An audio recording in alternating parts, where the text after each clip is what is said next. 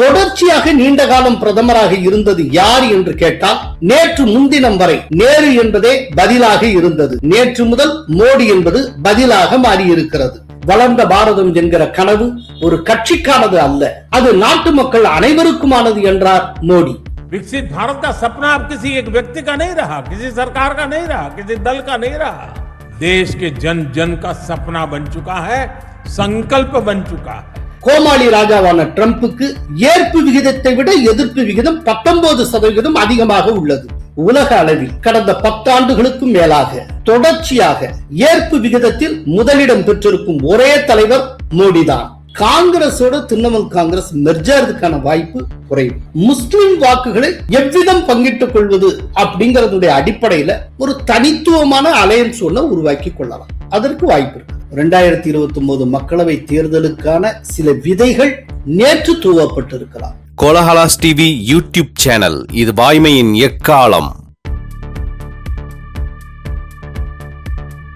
நேருவை விஞ்சி சாதனை படைத்திருக்கிறாரே பிரதமர் மோடி. வணக்கம் நண்பர்களே.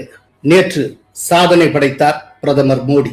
பிரதமர் பதவி காலத்தில் 4399 நாட்களை நேற்று புதன்கிழமை நிறைவு செய்தார் மோடி.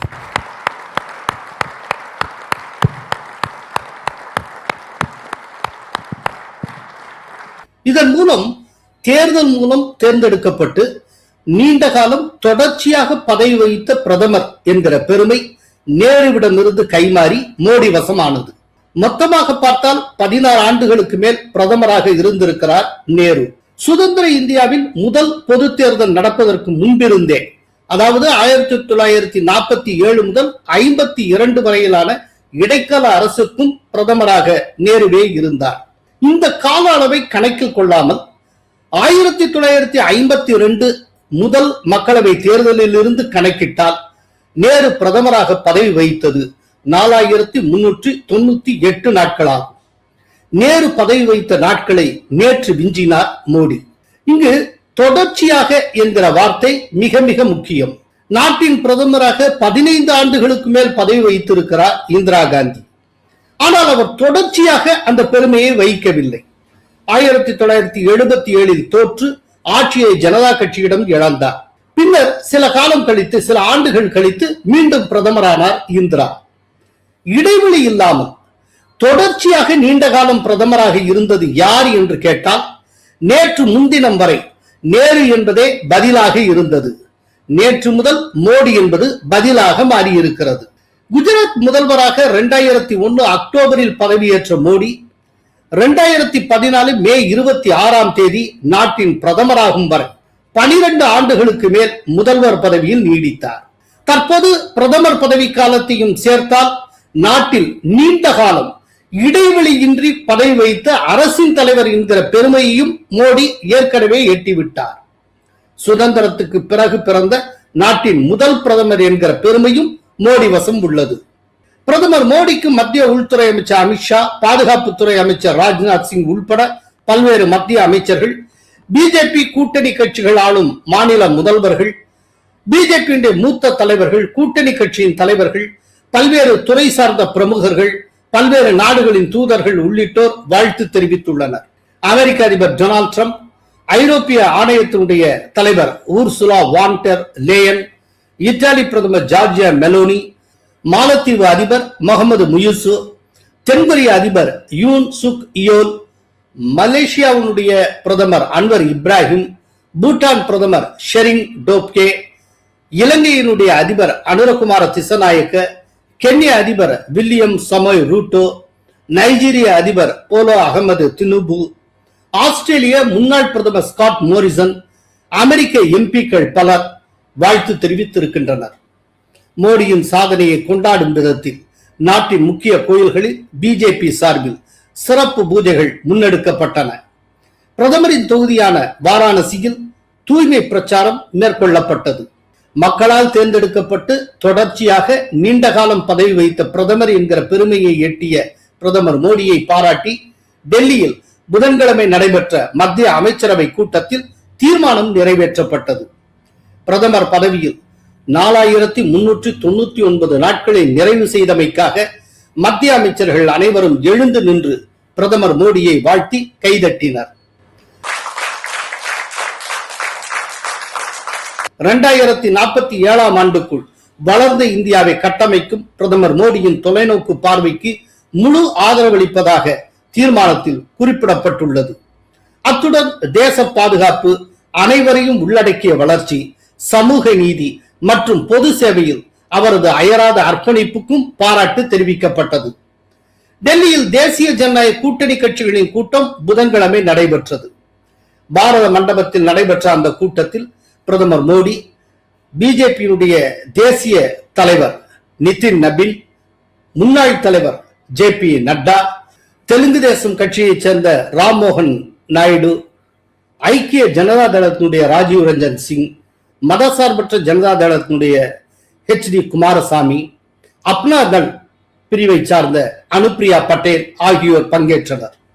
தேசிய ஜனநாயக கூட்டணி ஆளும் 22 மாநிலங்கள் மற்றும் யூனியன் பிரதேசங்களுடைய முதல்வர்கள், துணை முதல்வர்களும் பங்கேற்றனர். அப்போது பிரதமர் மோடியின் சாதனைக்கு பாராட்டு தெரிவிக்கப்பட்டது.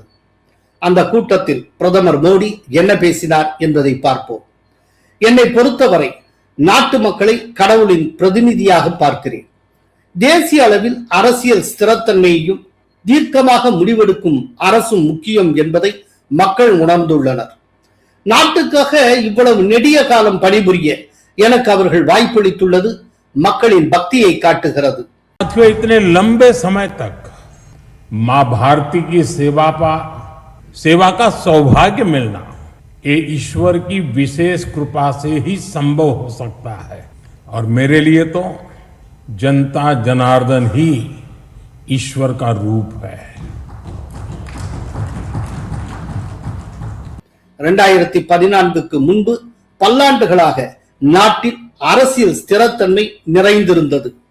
இப்போது நிலையான ஒரு அரசின் தீர்க்கமான முடிவுகளை மக்கள் வியந்து பாராட்டுகின்றனர். காங்கிரசின் தீய வலையிலிருந்து விடுவித்ததே தேசிய ஜனநாயக கூட்டணியின் மிக பெரும் வெற்றிகளில் ஒன்று. காங்கிரசின் நீண்ட துரோகங்களுக்கு பிறகு கடந்த 2014 தேசிய ஜனநாயக கூட்டணி மீது மக்கள் நம்பிக்கை வைத்தனர். அப்போது சாமானிய மக்களுக்கு புதிய நம்பிக்கை உதயமாகி உள்ளதாக நான் கூறியிருந்தேன்.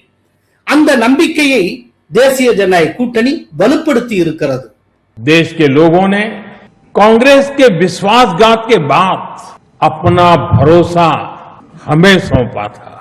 मुझे आज संतोष है, गर्व है कि एनडीए परिवार के तौर पर हमने देश के विश्वास को हमेशा और मजबूत किया है.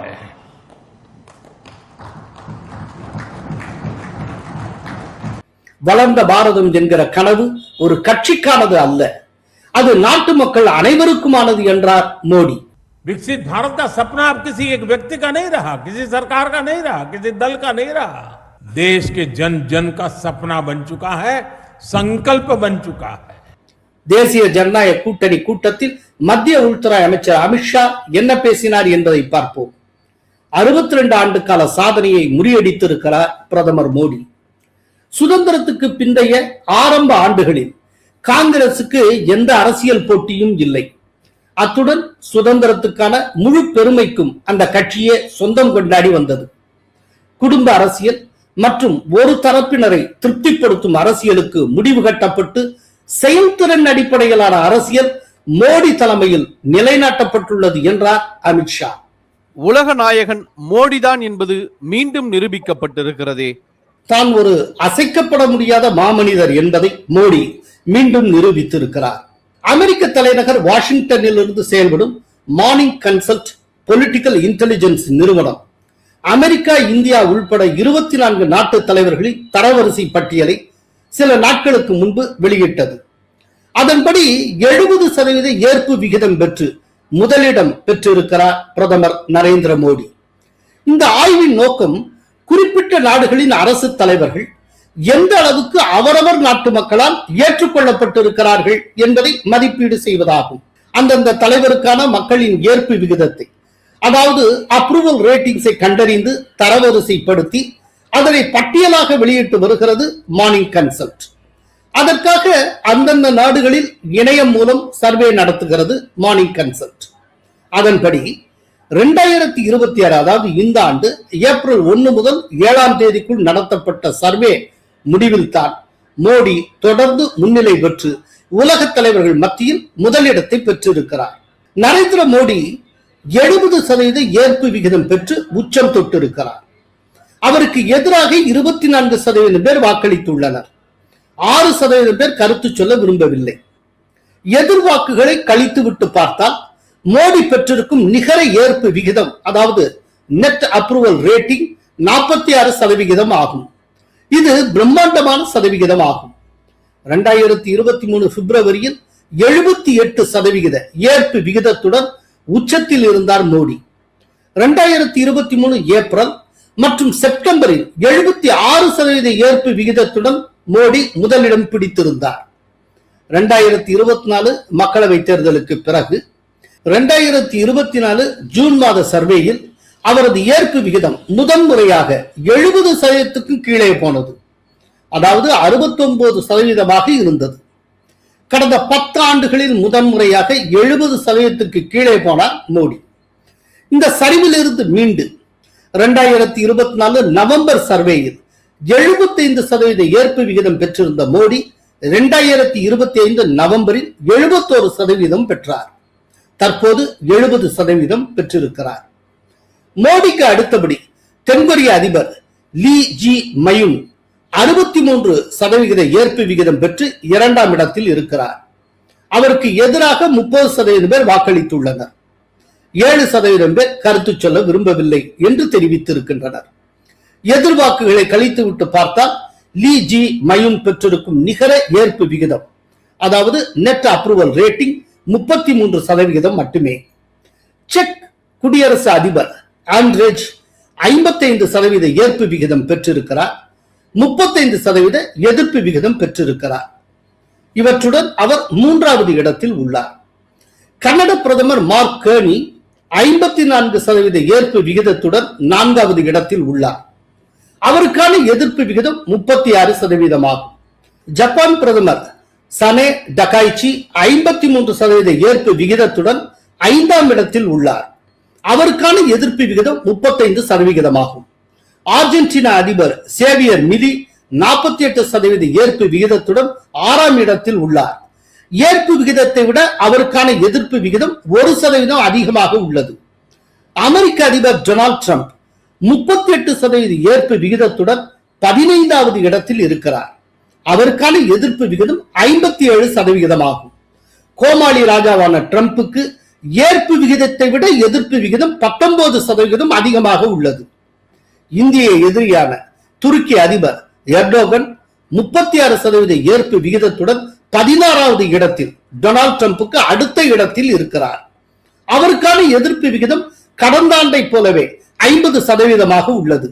ஏற்பு விகிதத்தை விட எதிர்ப்பு விகிதம் 14% அதிகமாகும். இந்த பட்டியலின் கடைசி இடத்தில் பிரான்ஸ் அதிபர் எமானுவேல் மக்ரான் உள்ளார். கடந்த ஆண்டும் இவர்தான் கடைசியாக இருந்தார். மக்ரானின் ஏற்பு விகிதம் 18%, எதிர்ப்பு விகிதம் 75%, ஏற்பை விட எதிர்ப்பு 57% அதிகம்.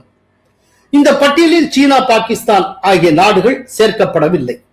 உலக அளவில் கடந்த 10 ஆண்டுகளுக்கும் மேலாக தொடர்ச்சியாக ஏற்பு விகிதத்தில் முதலிடம் பெற்றிருக்கும் ஒரே தலைவர் மோடிதான்.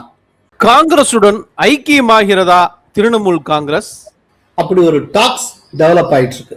அதுக்கு காரணம் திரிணாமுல் காங்கிரஸ் நம்பர் 2 இருக்கக்கூடிய அபிஷேக் பானர்ஜி சோனியா காந்தியை சந்தித்து பேசியிருக்கிறார். ராகுல் காந்தியை சந்தித்து பேசியிருக்கிறார். அப்புறம் கேசி வேணுகோபாலை சந்தித்து பேசியிருக்கிறார். அதற்கு முன்பாக திங்கட்கிழமை நடந்த இந்தி கூட்டணி கூட்டத்தில் மம்தா பங்கேற்று சோனியா காந்தியையும் சந்தித்திருக்கிறார். சோனியா, ராகுல் இவர்களும் திரிணாமுல் காங்கிரஸ் தலைவர்களும், குறிப்பா மம்தாவும் அபிஷேக் பானர்ஜியும் நெருங்கி வருவதை பார்த்து காங்கிரசுக்குள் ஐக்கியமாகிறது திரிணாமுல் காங்கிரஸ் என்கிற ஒரு யூகம் இந்தியா முழுவதும் பரவி வருகிறது. ஆனால் அப்படி காங்கிரஸ்ல திரிணாமுல் காங்கிரஸ் ஐக்கியமாகுமா, மெர்ஜ் ஆயிருமா? இது சாத்தியமா? முதல்ல இப்படிப்பட்ட யூகங்களுக்கான முகாந்திரம் என்ன, இதெல்லாம் பார்க்கலாம். வெஸ்ட் பெங்கால்ல பல தொகுதிகள்ல முஸ்லிம்கள் 50%, 55% இருக்கக்கூடிய தொகுதிகள்லாம் உண்டு. முஸ்லிம்களுடைய எண்ணிக்கை கிட்டத்தட்ட 27% இருக்கக்கூடிய ஒரு மாநிலம் வெஸ்ட் பெங்கால். அப்படிப்பட்ட வெஸ்ட் பெங்கால்ல சிறுபான்மையினருடைய ஒரு ஓட்டை கூட பெறாமல் 200க்கும் மேற்பட்ட தொகுதிகளில் வென்று ஆட்சியை பிடிக்க முடியும் என்பதை பிஜேபி நிரூபித்திருக்கிறது. அப்படின்னா அதனுடைய பொருள், இந்துக்களுடைய ஓட்டை அப்படியே கொண்டு போயிட்டாங்க, பிஜேபி கொண்டு போய்விட்டு. அப்ப காங்கிரஸ் ஆனாலும் சரி, திரிணாமுல் காங்கிரஸ் ஆனாலும் சரி, முஸ்லிம்களுடைய ஓட்டை நம்பித்தான் இனி அரசியலை நடத்தியாக வேண்டும். ஒரு பாரம்பரியமா திரிணாமுல் காங்கிரசுக்கும் அல்லது காங்கிரசுக்கும் ஓட்டு போட்டு வர்ற இந்துக்கள், அதாவது கட்சி தொண்டர்களா, கேடர்ஸா, நிர்வாகிகளா இருக்கிறவங்க ஏதோ கொஞ்சம் ஓட்டு போடலாம். ஆனா பரவலாக இந்துக்களின் வாக்குகளை காங்கிரசும் இழந்து விட்டது, திரிணாமுல் காங்கிரசும் இழந்து விட்டது. அப்போ இந்த முஸ்லிம்ஸ் ஓட்டுக்கான போட்டி காங்கிரசுக்கும் திரிணாமுல் காங்கிரசுக்கும் இடையே தற்போது நடந்து வருகிறது. 2029 மக்களவை தேர்தல் நடைபெற உள்ளது. அப்போ இந்த முஸ்லிம்களுடைய ஓட்டுகளை இந்த 2 கட்சியில எந்த கட்சி பெறுகிறதோ அந்த கட்சி ஏதோ ஒரு சில சீட்ல ஜெயிக்கலாம். முழுக்க முழுக்க முஸ்லிம்களுடைய வாக்குகளை கம்ப்ளீட்டா தட்டிட்டு போகக்கூடிய ஒரு கட்சி அதிகபட்சம் 5 மக்களவை தொகுதிகளில் வெஸ்ட் பெங்கால்ல ஜெயிக்கிறதுக்கு வாய்ப்பு உண்டு. இப்படிப்பட்ட ஒரு சூழ்நிலையில திரிணாமுல் காங்கிரசும் எதிரும் புதிருமாக போட்டியிட்டு ஒன்றை ஒன்று எதிர்த்து போட்டியிட்டால் முஸ்லிம்கள் வாக்குகள் சிதறும். அப்படிப்பட்ட ஒரு சூழ்நிலையில் பிஜேபி வெஸ்ட் பெங்கால் இருக்கக்கூடிய 42க்கு 42 தொகுதிகளையும் ஸ்வீப் பண்ணிட்டு போயிடும். காங்கிரஸுக்கும் எதுவும் கிடைக்காது, திரிணாமுல் காங்கிரஸுக்கும் எதுவும் கிடைக்காது. சோ முஸ்லிம் வாக்குகளை எவ்விதம் பங்கிட்டுக் கொள்வது அப்படிங்கறதுடைய அடிப்படையில ஒரு ஃப்ரேம் ஒர்க்குக்கு கீழே 2 கட்சியும் இணக்கமாக செயல்பட முடியுமா அப்படிங்கிறதுக்கான பரீட்சார்த்த முயற்சிகள் தற்போது தொடங்கி இருக்கின்றன. இப்ப காங்கிரசுக்குள்ள திரிணாமுல் காங்கிரஸ் ஐக்கியமான என்ன ஆகும்? ராகுல் காந்தி அப்பாயின்மெண்ட் கேட்டு அவர் வாசல்லையே மம்தா பானர்ஜி காத்து கிடக்க வேண்டியது. அதற்கு மம்தாவுடைய தன்மானம் இடம் கொடுக்காது. இன்னொன்று, வெஸ்ட் பெங்காலை பொறுத்தளவுல சிங்கிள் டிஜிட்ல தான் காங்கிரசுடைய ஸ்டேக் இருக்கு. அப்படிப்பட்ட ஒரு கட்சிட்ட டபுள் டிஜிட்ல ஸ்டேக் இருக்கக்கூடிய ஒரு கட்சி மொத்தமாக தன்னை ஒப்படைத்துக் கொண்டு வெஸ்ட் பெங்கால்ல இருந்து அப்படியே காலாவதி ஆகிவிடுவதற்கு அதுவே சம்மதித்து விடாது. அது சாத்தியமே கிடையாது. அதாவது மம்தா பானர்ஜி தோற்று இருக்கலாம், ஆனா இன்னைக்கும் அவங்களுடைய ஸ்டேக் அப்படிங்கிறது 80 எம்எல்ஏக்கள். 80 எம்எல்ஏக்கள் இப்ப 61 எம்எல்ஏக்கள் தனியாக பிரிந்து அவங்க சட்டப்பேரவையில தனி அணியாக செயல்படுகிறார்கள். அப்படி செயல்பட்டாலும் கூட அவர்கள் அபிஷேக் பானர்ஜியை தான் புறக்கணித்து இருக்கிறார்களே ஒழிய தங்களுடைய தலைவர் மம்தா என்றுதான் கூறிக்கொள்ளுகிறார்கள். அதை மறந்துடக்கூடாது. Banerjee to be our chief advisor, to give us advices that will help us in strengthening our position as an opposition as far as the West Bengal State Legislative Assembly is concerned. As far as the 18 West Bengal Legislative Assembly is concerned, Abhishek Banerjee has no relation with this Legislative Assembly. So அவ்வளவு stack இருக்கக்கூடிய ஒரு மம்தா தன்னுடைய கட்சியை அப்படியே காங்கிரஸ்ல ஒப்படைச்சிருவார், நீங்க என்னமா பாத்துக்கங்க அப்படின்னு சொல்லிட்டு எப்படி ஜி.கே. வாசன் தமிழ் மாநில காங்கிரஸ்ல ஒப்படைச்சு இப்போ ஒண்ணுமில்லாம போனாரோ அது மாதிரி மம்தா போக மாட்டாங்க. பட் அதே நேரத்தில் மம்தாவுக்கு ஒரு தேவை இருக்கிறது, முஸ்லிம் வாக்குகளை முழுமையாக பெறுவது அப்படிங்கறது. ஜெனரலாகவே ஒரு மைனாரிட்டிஸ் டெண்டன்சி என்ன அப்படின்னா, தங்களுக்கு சாதகமான கட்சியில எது வலுவான கட்சி இருக்கோ அந்த வலுவான கட்சியை நோக்கி தான் அப்படியே சாய்வாங்க. இப்ப திரிணாமுல் காங்கிரஸ் வெஸ்ட் பெங்கால்ல படுதோல்வி அடைந்திருக்கிறது. இருந்தாலும் 80 சீட் ஜெயிச்சிருக்காங்க, இருந்தாலும் தோல்வி அடைந்திருக்கு. ஆனால் அதே நேரத்துல நாளைக்கு எம்பி எலெக்ஷன் வர்றப்போ மைனாரிட்டிஸ் திரிணாமுல் காங்கிரஸ் பார்ப்பாங்களா அல்லது 99 எம்பிக்களை பெற்றிருக்கக்கூடிய காங்கிரஸை பார்ப்பார்களா அப்படிங்கிற ஒரு சிக்கல் இருக்கிறது. தேசிய அளவுல டபுள் டிஜிட் பெறக்கூடிய 2வது கட்சி காங்கிரஸ் மட்டும்தான். பிஜேபிக்கு அடுத்து டபுள் டிஜிட் பெறக்கூடிய ஒரே கட்சி காங்கிரஸ் தான். மம்தா உட்பட மற்ற எல்லா கட்சியும் தேசிய அளவிலான தேர்தலில் சிங்கிள் டிஜிட் பெறக்கூடிய கட்சி. அப்படிங்கிறப்போ முஸ்லிம்கள் தேசிய தேர்தல் வர்றப்போ காங்கிரஸ் பக்கம் தான் இருப்பார்கள். இப்படிப்பட்ட சூழ்நிலையில காங்கிரசுக்கு ஆப்போசிட்டா திரிணாமுல் காங்கிரஸ் இருந்தால் வருகிற மக்களவை தொகுதியில திரிணாமுல் காங்கிரஸ் வாஷ் அவுட் ஆகி அப்போ ஒரு குறிப்பிட்ட ஃப்ரேம் ஒர்க்கு கீழே சில முன்னிபந்தனைகளின் அடிப்படையில் சேர்ந்து இயங்க முடியுமா அப்படின்னு பார்க்கலாம்னு ஒரு முயற்சி மேற்கொள்ளப்பட்டிருக்கு. நான் கேள்விப்பட்டு நிறைய ப்ரீ கண்டிஷன்ஸ் வச்சிருக்காங்க அப்படின்ட்டு. அது மம்தாவையும் ப்ரொடெக்ட் பண்ற மாதிரி, அபிஷேக் பானர்ஜியும் ப்ரொடெக்ட் பண்ற மாதிரி நிறைய ஒரு ப்ரீ கண்டிஷன்ஸ் வைக்கப்பட்டதாக நாம் கேள்விப்படுகிறோம். இதை காங்கிரஸ் ஏற்குமா இல்லையா அதெல்லாம் நமக்கு தெரியாது. பட் இதனுடைய அடிப்படை அததான் நேயர்கள் புரிந்து கொள்ள வேண்டும். அது என்ன அப்படின்னா, முஸ்லிம் ஓட்ஸ் எப்படி கேப்சர், அது செதறி 100% வெற்றி பிஜேபிக்கு போய்விடக்கூடாது. இந்துக்களை விட்டாச்சு போயாச்சு, அட்லீஸ்ட் முஸ்லிம்களுடைய மொத்த ஓட்டுகளையும் சிந்தாமல் சிதறாமல் நாம் எடுத்தாக வேண்டும். அது செதறினால் நமக்கே எந்த பலனும் இருக்காது. அப்போ அது காங்கிரஸுக்கும் பயன்படணும், மம்தாவுக்கும் பயன்படணும், ரெண்டு கட்சிக்குமே ஏதோ சீட்டுகளை பெறக்கூடியதாக இருக்கு. அந்த அண்டர்ஸ்டாண்டிங்கோட ஏதோ ஒரு ஒர்க் நடந்துட்டு இருக்கு. பட் என்னுடைய புரிதல்ல ஒரு விஷயத்த தெளிவா சொல்ல முடியும். காங்கிரஸோட திரிணாமுல் காங்கிரஸ் மெர்ஜாறதுக்கான வாய்ப்பு குறைவு. ஒரு பர்டிகுலர் ஃப்ரேம் ஒர்க்குக்கு கீழே ரெண்டு பேரும் ஒரு தனித்துவமான அலையன்ஸ் ஒண்ண உருவாக்கி கொள்ளலாம். அதற்கு வாய்ப்பு இருக்கு. ராகுலையும் சோனியாவையும் சந்தித்திருக்கிறாரே விஜய். அதாவது நேற்றைக்கு மாலை 4:30 மணி அளவில் ஜனாதிபதி திரௌபதி முர்மு அவர்களை விஜய் சந்தித்தார். மரியாதை நிமித்தம் ஒரு முதல்வர்ங்கிற முறையில இந்தியாவின் ஜனாதிபதி அவர் சந்திக்கிறார். அப்புறம் 5:30 மணி அளவுல துணை ஜனாதிபதி CP ராதாகிருஷ்ணன் அவர்களை அவருடைய மாளிகையில் வைத்து விஜய் சந்தித்தார். அதற்கு பிறகு 10 ஜன்பத் அங்க இருக்கக்கூடிய சோனியாவின் இல்லத்துக்கு சென்று சோனியாவின் இல்லத்தில் வைத்து ராகுல் காந்தியும் சோனியாவையும் அவர் சந்தித்து உரையாடினார். தேர்தல் முடிவுகள் வந்தவுடனேயே தாங்களாகவே முன்வந்து காங்கிரஸ் தந்த ஆதரவுக்கு அவர் நன்றி தெரிவித்துக் கொண்டார் அப்படின்னு நம்ம கேள்விப்படுகிறோம். மொத்தம் 20 நிமிஷம் அவர்களோடு விஜய் உரையாடி இருக்கிறார். ரொம்ப பெருசா அரசியல் பேசியிருக்க வாய்ப்பில்லை. இது ஒரு நன்றி தெரிவிக்கும் கூட்டமாகத்தான் இருந்திருக்கும். இருந்தாலும் 2029 மக்களவை தேர்தலை என்ன அடிப்படையில் எதிர்கொள்வது அப்படிங்கறத பற்றி ஒரு ஆரம்ப கட்ட நிலையில ஏதேனும் அவர்கள் பேசி இருக்கக்கூடும். 2029 மக்களவை தேர்தலை பொறுத்தளவுல நாங்க இவ்வளவு சீட்டு எதிர்பார்க்கிறோம், இவ்வளவு குறையாம கொடுக்கணும், நீங்க ஒரு மாநில கட்சி, எங்களுடைய தேசிய கட்சி, சோ மக்களவை தேர்தல் அப்படிங்கிறது எங்களுக்கு மிக முக்கியமானது, அதனால இவ்வளவு சீட்டாவது கொடுக்கணும் அப்படிங்கிற மாதிரியா ஏதாவது பேசியிருக்கலாம். 2029 மக்களவை தேர்தலுக்கான சில விதைகள் நேற்று தூவப்பட்டிருக்கலாம். அந்த அளவுக்கு அந்த சந்திப்பு முக்கியமானது அப்படின்னு நினைக்கிறேன். அதை தாண்டி ஒரு பெரிய அவுட்கம் எதுவும் இப்போதைக்கு வந்துடாது. இனி முதல்வர்ங்கிற முறையில விஜயும் அவ்வப்போது டெல்லிக்கு வர வாய்ப்பு உண்டு. அப்படி வருகிற போது அவர் சோனியாவை சந்திப்பார், பிரியங்காவை, ராகுலை எல்லாரையும் சந்திப்பார். இப்ப கிட்டத்தட்ட அவர் இந்தி கூட்டணியில நேரடியா வரலைனாலும் கூட காங்கிரஸுக்கு நெருக்கமானவராக இருக்கிறார். சோனியாவையும் ராகுலையும் அவர் சந்தித்திருக்கிறார். ஆனா அதே நேரத்துல அவர் கேரளத்துல சதீசன் பதவியேற்புக்கு போகல, கர்நாடகத்துல DK சிவகுமார் பதவியேற்புக்கு போகல. அந்த இடத்துல அவர் ரொம்ப கவனமா தள்ளி நின்று கொள்ளுகிறார். அதுக்கு சில காரணம் இருக்கு. என்னன்னா கான்ஃபிளிக்ட் ஆஃப் இன்ட்ரெஸ்ட். இப்ப சிவகுமார் தீவிரமா மேகேதாட்டு அணைக்கு ஆதரவாக இருக்கிறவர், மேகேதாட்டில் அணை கட்டியே தீருவோம் என்று சொல்லக்கூடியவர். இப்போ அவ்வளவு தீவிரமா மேகேதாட்டுவை வலியுறுத்தக்கூடிய DK சிவகுமாருடைய பதவியேற்புக்கு இவர் போயிருந்தார்னா இப்ப இவரை நோக்கி நிறைய கேள்விகள் எழுந்திருக்கும். மேகதாட்டுவ நான் கட்டுவேங்கிறாரு, தமிழனுக்கு ஒரு சொட்டு தண்ணி கூட தரமாட்டேன் DK சிவகுமார் சொல்லுகிறார். பட் அவருடைய முதல்வர் பதவியேற்பு வைபவத்துக்கு நீங்கள் ஏன் போனீர்கள் ஒரு கேள்வி வரும். அப்போ விஜயுடைய இன்டெகிரிட்டியை கொஸ்டின் பண்ற மாதிரி சூழ்நிலை ஏற்படும். இப்போ அந்த பதவியேற்பு நிகழ்ச்சிக்கே போகாதது மூலமாக இந்த கேள்வியை அவர் ரொம்ப கவனமா தவிர்த்து விட்டார் விஜய். சோ விஜய ரொம்ப கணக்கு பண்ணி தான் மூவ் பண்ணுகிறார். அதே நேரத்துல டெல்லியில போய் சோனியாவையும் ராகுலையும் பார்த்து விட்டு வந்து விட்டார். இதன் மூலம் நம்ம என்ன புரிந்து கொள்ளலாம் அப்படின்னா, காங்கிரசுக்கும் தாவேகாவுக்கும் இடையிலான சுமூகமான உறவு அப்படியே தொடர்கிறது, அதில் மாற்றமில்லை. 2009 விஜய்க்கும் ராகுலுக்கும் இடையிலான நட்பு தொடங்கியது. ராகுல்ஜி அவர்கள் தரப்பிலிருந்து என்னுடைய வெல்விஷரும் ஒருத்தர் இருந்தாரு, அவர் மூலியமா என்னை மீட் பண்ணணும்ட்டு ஒரு அழைப்பு. பட் இருந்தாலும் இந்த சான்ஸ் மிஸ் பண்ண வேணாம்னு சொல்லிட்டு ஒரு நாள் ஷூட்டிங் எல்லாம் கேன்சல் பண்ணிட்டு நானும் எங்க அப்பாவும் டெல்லிக்கு போனோம், அவரை மீட் பண்ணோம், அவர் வீட்டுல மீட் பண்ணோம். அன்றைக்கிலிருந்து இன்றைக்கு வரைக்கும் அது கொஞ்சம் கூட பிசகாமல் தொடர்ந்து வருகிறது. அது மேலும் தொடரும் அப்படின்னு நாம் நம்பலாம். நன்றி, வணக்கம். கோலஹலாஸ் டிவி யூடியூப் சேனல், இது வாய்மையின் எக்காலம்.